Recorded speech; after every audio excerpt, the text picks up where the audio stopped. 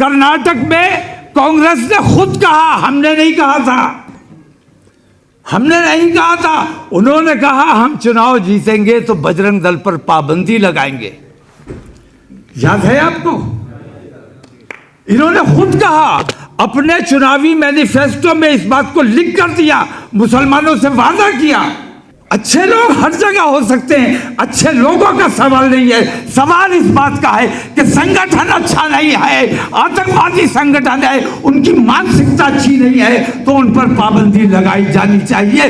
Bharatiya Janata party अगर बजरंग दल पे पाबंदी लगाने को तैयार है तो हम उनसे भी बात करने को तैयार हैं। बताइए, ठीक है? कांग्रेस के लिए भी हमारे पास सवालात हैं, वो भी हमारी शराइत पर अगर गौर करेंगे और अगर इन तमाम लोगों से हमें कहीं उम्मीद अफजा जवाब नहीं मिलता है,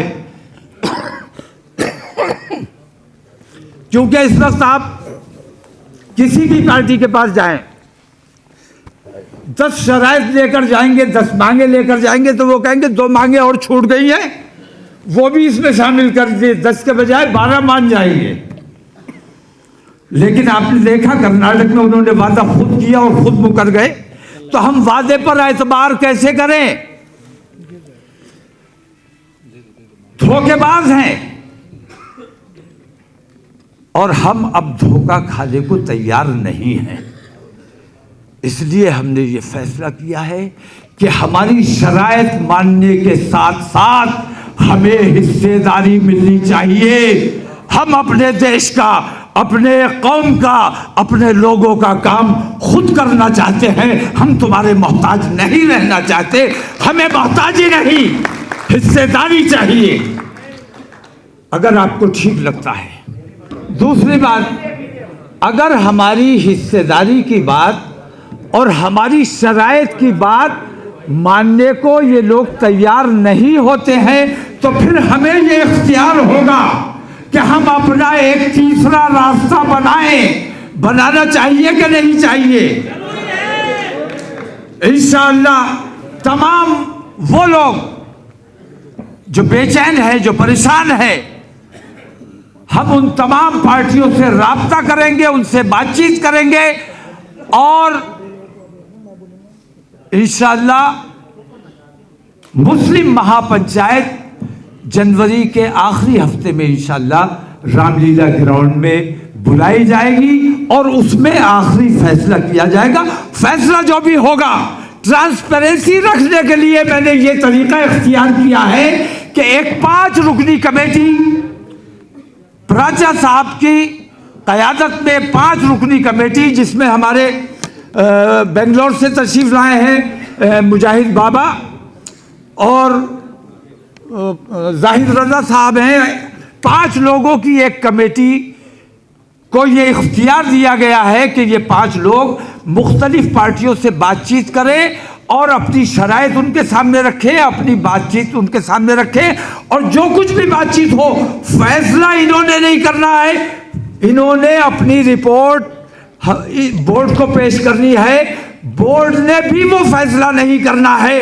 बोर्ड ने महापंचायत में ये सारी एक्सरसाइज की रिपोर्ट देनी है ताकि ट्रांसपेरेंसी रहे, कहीं किसी किस्म का घपला ना हो, क्योंकि हमारी कौम ने बहुत धोखे खाए हैं, बहुत बार बेचा गया है। इस बार हमने ये इरादा किया है कि पूरी शफ़ाफ़ी के साथ काम किया जाएगा और जो कुछ भी फैसला होगा इंशाअल्लाह वो रामलीला ग्राउंड में तमाम अवाम की राय के मुताबिक फैसला किया जाएगा।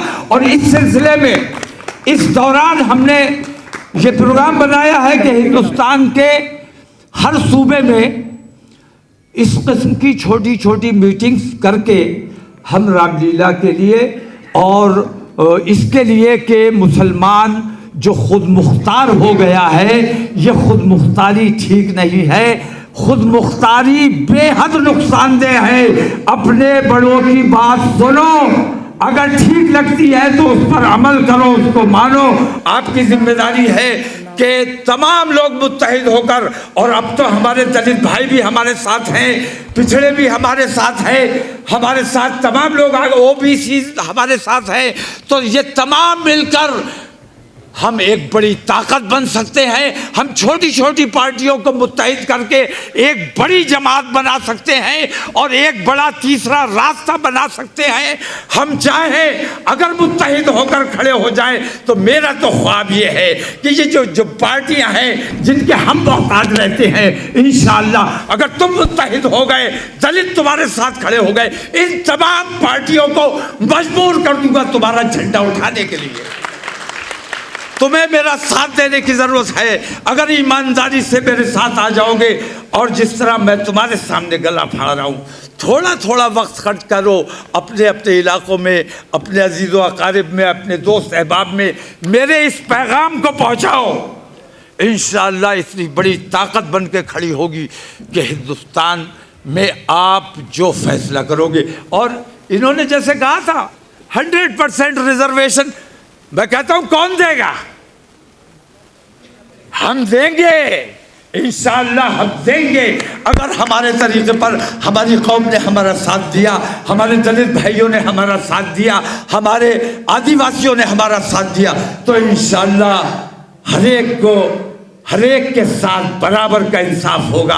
और तब असल काम ये होगा कि सबका साथ होगा और सबका विकास होगा, इन बेईमानों का नाश होगा। जब भारत की सरहदों सीमा गुलामी की जंजीरों में सिसक रही थी, वो मेरी मिल्लत का नौजवान था फजले हक खैराबादी, जिसने अंग्रेजों के खिलाफ जिहाद का फतवा दिया था। तन के गोरे मन के कालों ने काला पानी की सजा दी थी। एक अंग्रेजी ऑफिसर परवाने आजादी लेकर पहुंचा और कहा, फजले हक फतवा वापस ले लो, हम तुम्हें बाइज्जत जिंदगी देंगे। मेरे लाल ने मौत के आलम में भी अंग्रेजी ऑफिसर के मुंह पे थूक दिया और फरमाया, कुत्ते गीदड़ की जिंदगी से शेर की मौत बेहतर हुआ करती है। ए अपनी चौखट पे हमें बेचने वाले, हम मदीने वाले की चौखट पे बिक चुके हैं।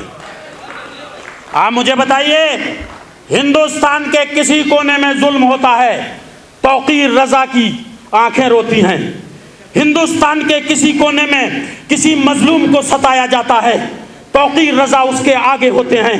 हिंदुस्तान के किसी मुल्क के किसी भी शहर में अगर जुल्म सितम के पहाड़ किसी पर तोड़े जाते हैं तो तौकीर रजा की शख्सियत मौजूद होती है। किसी को लजाया जाता है तो तौकीर रजा पहले बोलते हैं।